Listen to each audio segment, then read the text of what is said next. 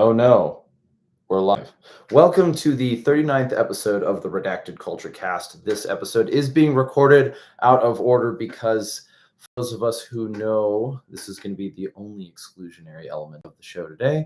For those of us who know about SHOTSHOW, trying to record stuff at the end of it is terrible because you are so tired. But that being the case, we're live. We're live on YouTube, but this one is being recorded live as we continue to expand into how we're going to roll our media together better. If you're listening on the podcast side, I have to say thank you very much. We very much so enjoy and are encouraged by you as an audience. So I would like to take some time to wait to have people join, but at the end of the day, since it can be replayed, we're going to move on. Today's subject is SHOTSHOW 2023 Roundup from the perspective of the culture. What have we seen change in the last year, or what we have seen changed in the last year should come with a sense of encouragement. But then on top of that, as included in the title page, we're also going to introduce this idea of the philosophy of the outlaw. Why is that relevant? Well, we all know the ATF is doing ATF things. And while that may sound like a subtle dig, it really does have long-term cultural implications. And how we think about crime and how we think about morality and how we think about government will come to play in how this comes to pass. But let's start with the details on hand. Let's start with the important things on hand. If you're going to add questions in the chat, I'll try to get to them at the end. But right now, let's begin with SHOTSHOW 2023. The first big takeaway from SHOTSHOW 2023 is the one thing that was not present on the show floor, or at least considerably less present this year, was not actually Sig Sauer, it was actually ego. I'm not saying that there was no ego to be had at SHOTSHOW. There was rumors of a pretty big brawl at the quote unquote circle bar, but I wasn't there and I don't know. But I do know that ego seemed to be considerably less present. How do I quantify that? Well, if you went to SHOTSHOW in 2015, you would have seen that the world was pretty much divided into castes and cliques. People dressed a certain way to fit into a certain crowd, whether it was sleeve tattoos and chucks to be in the Ranger Boys or whatever. But there was definitely a lot of sorting of the peoples.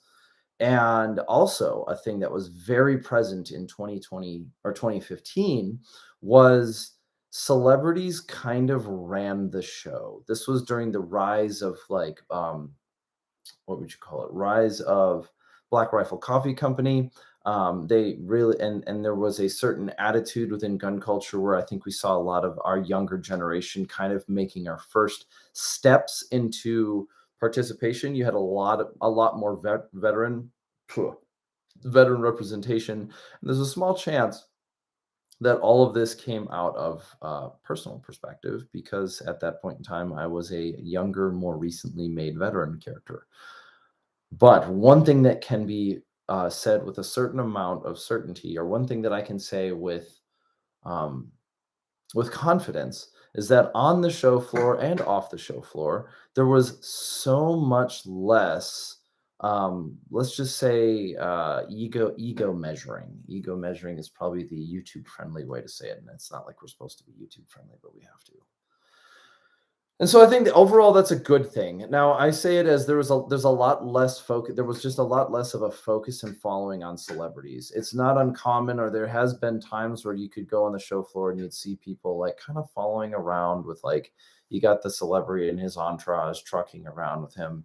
And I just didn't see that as much. In fact, I saw it very, very little. There were occasional times, but I mean, it's always going to happen. But how else did that play out? Well, there seemed to be a lot more interaction between the people who went to SHOTSHOW to be a part of gun culture and interact with the companies, and then figure out what they could add value to the system as a whole. There seemed to be a lot more open and public interaction between the people who were attending the show and the people who were buying booths.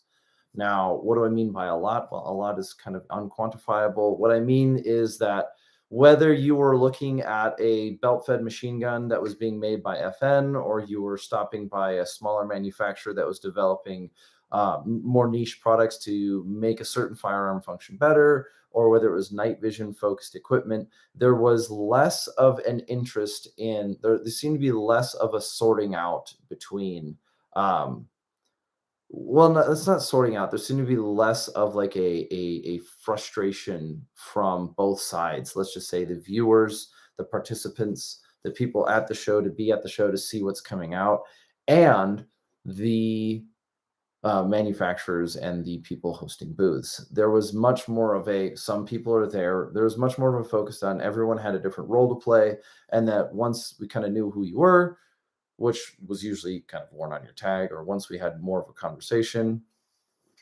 it was so much more, how do you say it, affable. It was just, we just got along better.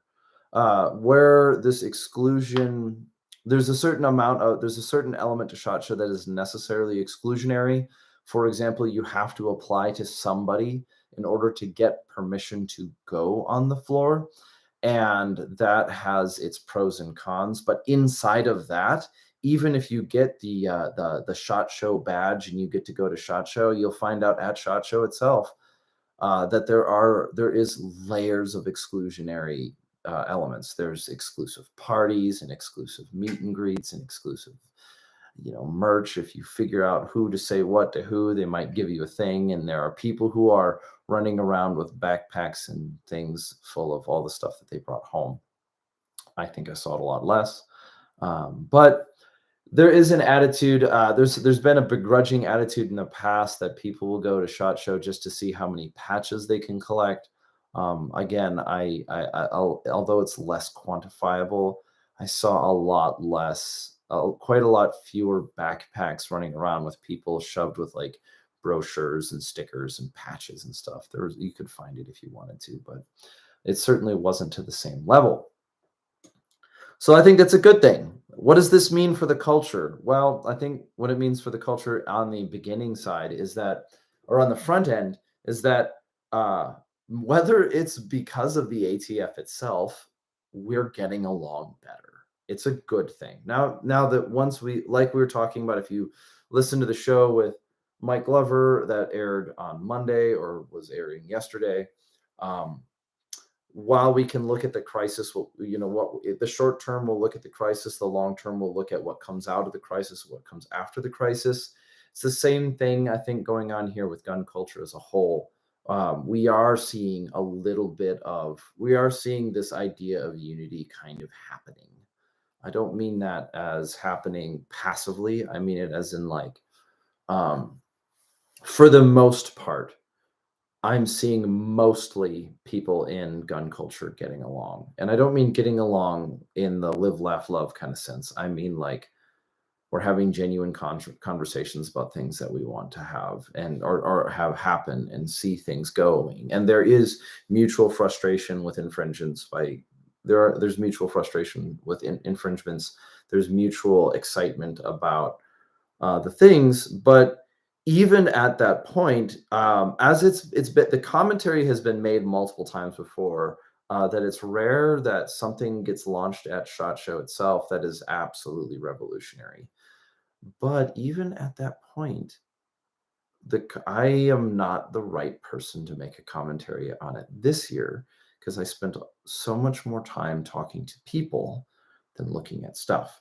Now, what are some of the big noteworthy items? Well, everyone knows, well, not everyone knows, but EOTech is coming out with a laser. That's going to be an interesting move because we're seeing more companies try to come out with more night vision related items.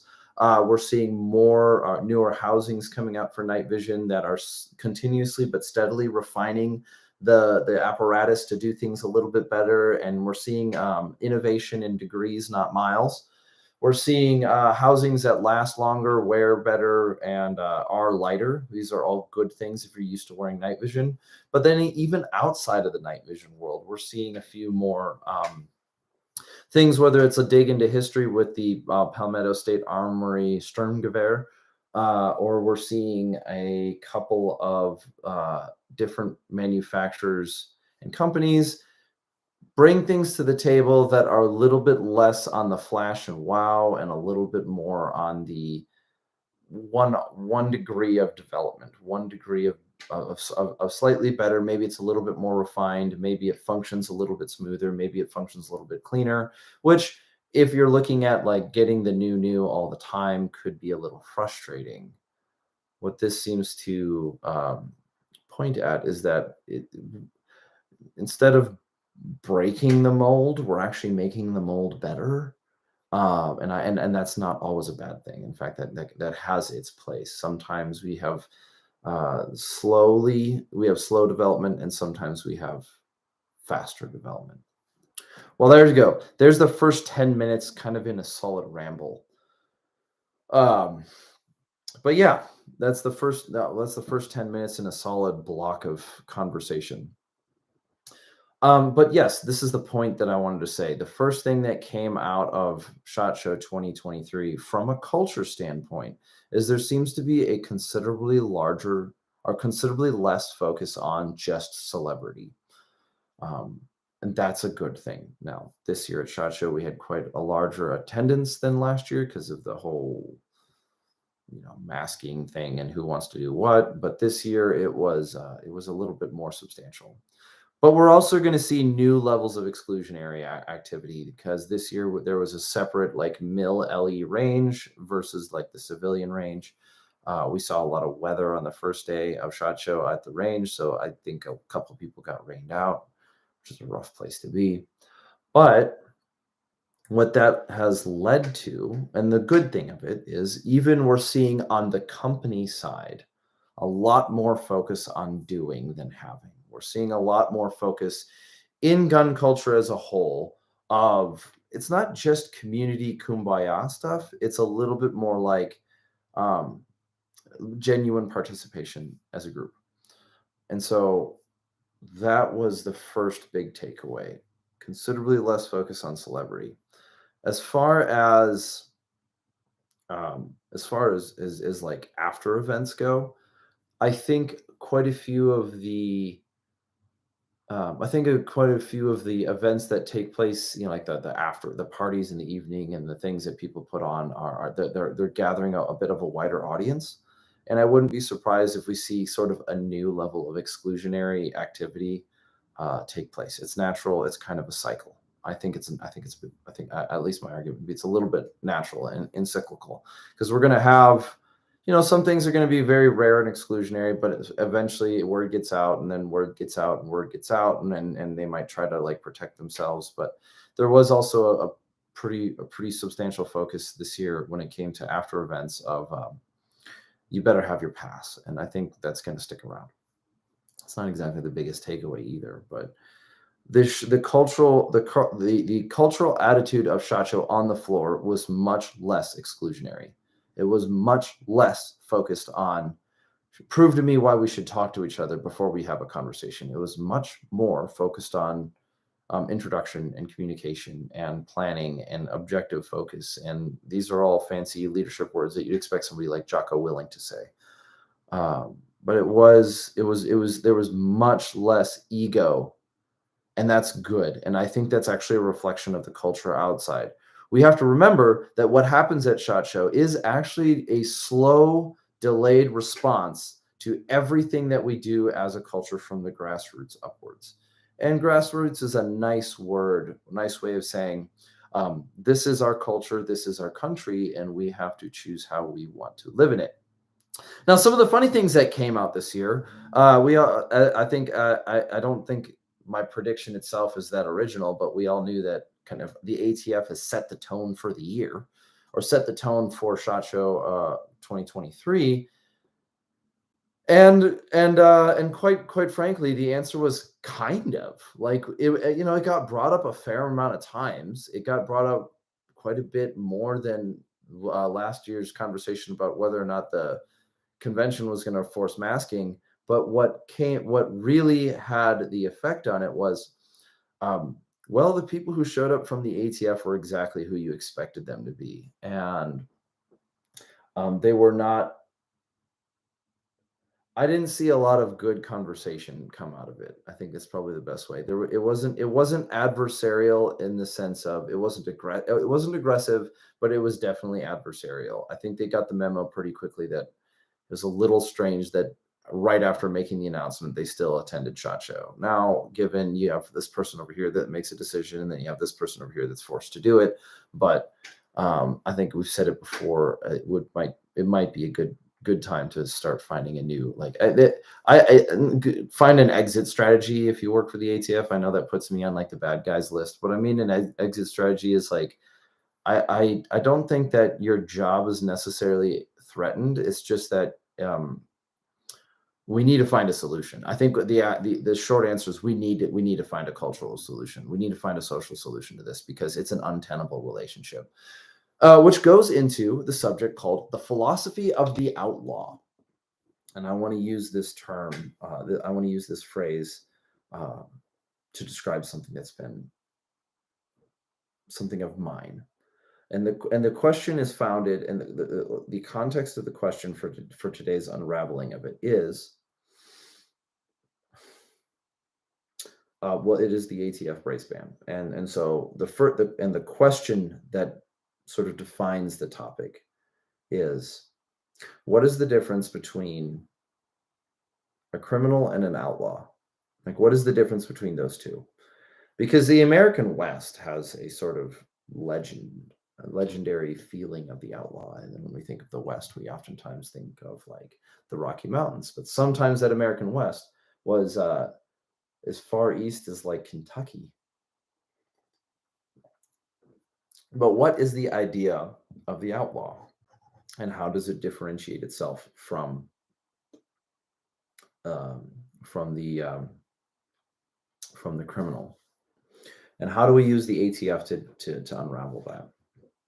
This engages in the subject of ethics. We in ethics and philosophy is supposed to be technical. It asks what are rule sets and where do we come to conclusions on things and how do we make the argument that this is true. Not It's maybe more, ethics should be a little bit more focused on how do we know that a thing is right or wrong, whether a thing itself is right or wrong. It's This is a distinction we'll make again. I can make a claim of this is the mechanism of morality, and that mechanism determines that this thing understood through this mechanism can show whether or not the thing is right or wrong. An example of this would be human rights. The violation of a human rights is always and necessarily immoral unless somebody has already, in some way, shape, or form, voided their human right by voiding the right of another. This is the kind of a little bit like the John Locke argument for ethics. But to identify the difference between the outlaw and the criminal, we must start with this. The difference between an outlaw and a criminal is that the outlaw does what he thinks is right because he is committed to the things that are true or right, whether or not it falls within the law. He or she also recognizes that there is a valid place for a law, that the existence of law and government has its function in society and in culture. But insofar as the law that is being broken, that he is outside of, he is not breaking the law to spite the law. It is simply that the law itself is in conflict with what he believes to be moral. The difference in contrast, a criminal is somebody who breaks the law to spite the law. A criminal would be somebody, in this sense, the criminal mentality, or this idea of being a criminal in this sense. And this is like the philosophy of the criminal is a little bit more on, let's just say, it could be a little bit more focused on selfishness, but the key element of criminality in this sense that is not a legal definition, but this is a word that I have to use for it right now. You could say the criminal, the fool. You could say there's another word for it, the miscreant. I don't know what you want to call it. But does the criminal performs his crime in order to spite the law, in order he breaks the law. He's not a conscious actor, I think. Well, no, it is a conscious actor. The criminal is sort of looks at the law and then makes his decision. He says, that's the law, I'm going to break it. Whereas the outlaw is already doing what they're focused on, doing what they believe is true. They're already focusing on what they believe is true, and they come to encounter that the law is in contrast with what they believe they ought do, what they believe is right, and their commitment to truth supersedes their commitment to the law, which is dangerous. It's very dangerous. I don't want to, and I mean dangerous in an ethics standpoint. I don't mean this in like a utilitarian government standpoint. I mean, like, it's a very, very dangerous ethical standpoint, because you can be wrong. We as human beings have to admit that we are capable of wrong. And so when a person believes that they're acting as an outlaw, but they're willy-nilly about their philosophy, you may be standing valiant against the good guys. You may be acting valiantly against the people who are morally correct, and in their what they're doing. And so when it comes to the brace ban, and when it comes to the way that the ATF is approaching braces, as it looks like right now, I don't think there's any way out, that it's going to solve itself gently. I don't mean it's going to get violent. We all hope and pray that it doesn't. And as much as we may come across as insincere, there is a level of sincerity that is reflected in gun culture that says we don't want that to happen. And evidence for this is all of the people who are really good at violence are not participating in it, or are gainfully employed on behalf of the American government, usually in foreign countries. But my point in case is, we can see, as evidenced by the broad structure of American gun culture, that gun culture does not desire to participate in violence. And we cannot fool ourselves into saying that our patience is sort of only biding our time until we get to like rise up or something like that. But rather, the issue that is being presented with the pistol brace thing is that it looks like right now, what has been presented looks like, by wit or by accident, a very big legal trap. Whether or not it's going to be able to be resolved is one question. And then whether it's able to be resolved is one question. And then the other one is, they've also opened up the door they've opened up the door to understand that this whole short-barreled rifle definition thing is completely arbitrary. And if not only arbitrary and capricious at this point in time. So that is one element that we can present and we can push forward and recognize, culturally speaking. The idea that a short-barreled rifle is illegal or needs to be registered is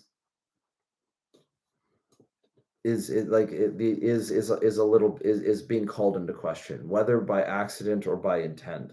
The ATF has opened up the ATF has declared itself implicitly that they are in opposition to the American population, because they know that the American population has wildly purchased these items and remained acting lawful. And this is why it's a problem, because we all follow the rules with the braces and the stocks thing.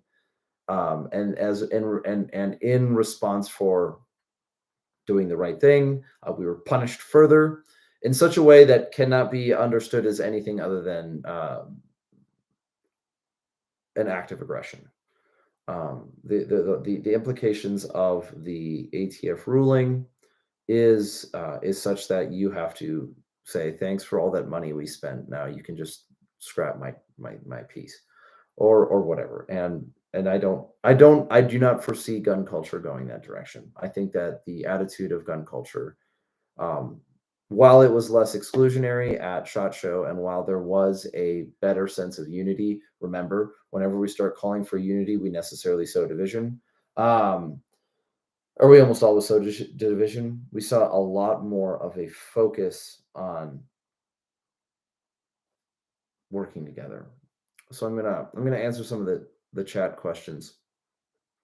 Um, Ambi controls uses yeah, threatening a force. Okay, so they threaten force for victimless crimes. Yes, I would agree with that one.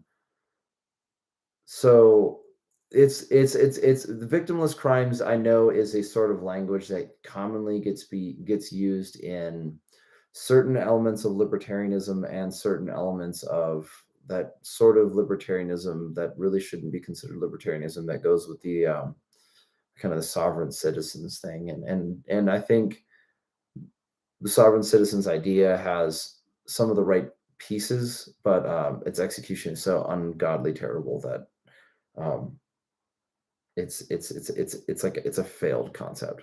Like I get the idea, but you can't just do it that way. Like you've made enemies of everybody who's supposed to be your allies, and I'm not talking about like you and the government. But let's see. A lot of the two gun culture guys are solid. This is the comment. Those guys will do anything to help out. Yes, I think the two gun. I think what we've seen is two gun is rising in gun culture. I think two gun is taking a strong position within the competition side. It's attracting a lot more people, and that's just good. Everyone wanted to talk about the Holosun optic. I think it's got. I didn't see it. I think the commentary on it is it's got its pros and cons, but I didn't see it. And then finally, let's see. If you could make it to SHOT Show, I would recommend going. If you're looking at the wall of like how to get into SHOT Show, um, just reconsider it. Like you have to, you have, you go to SHOT Show, you have to apply to going there. You have to show your relevancy. I'm not saying it's super easy, but it's a little bit like once you kind of figure out what they're looking for, you know what words to say at the right time. Is it getting around the problem? No. It's focus on what's the objective. And focus on what the staff at who run SHOT Show are looking for. It's kind of like a resume keyword search. That's what we're focusing on. So I'm gonna get this is annoying. Why do I am amazed that I get one more call. So note on the VA, somebody help them.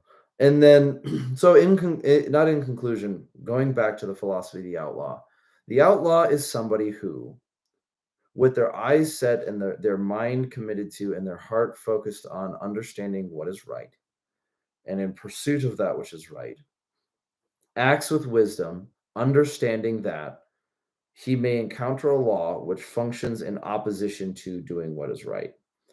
If he cannot resolve it, he may break the law. This is the idea of Martin Luther King, not the person of Martin Luther King in some sense. But the difference between an outlaw and a criminal in this philosophy is that an outlaw understands what is true and right, and in pursuit of it recognizes that sometimes the law will be broken. Whereas a criminal lacks the agency well, it's not technically lacks the agency. The criminal, in desire to be cool like the outlaw, will break the law to spite the law. So I'm not suggesting that you go out of your way just to be a pain. Don't break the law because you want to. This is the introspection side, and I've had to do it myself. Is that we're not breaking the law to break the law. We're breaking the law because it's in contrast to what we think is right and true and good. And thankfully, at this point in time, we're not technically breaking the law, but we're going to find out really quick. We're going to find out really quick who has the spirit of the American West and who has the spirit of the outlaw when it comes to our relationship with our government and what's going forward. So I don't think that we are creating. I do not see that the conflict between the conflict over the Brace ruling cannot be resolved peacefully, and in all intents and purposes, I fully expect it to be. But right now is a very tenuous time. You've heard other people say it. If you're listening to more media, Now's a good time to investigate who on your local, state, and local level has participation in the presentation and influence over these kind of rulings or the execution of them. We are aware that the current ruling by the ATF is so large and sweeping that it will almost certainly face a lot of trouble. But that doesn't mean that that trouble is guaranteed.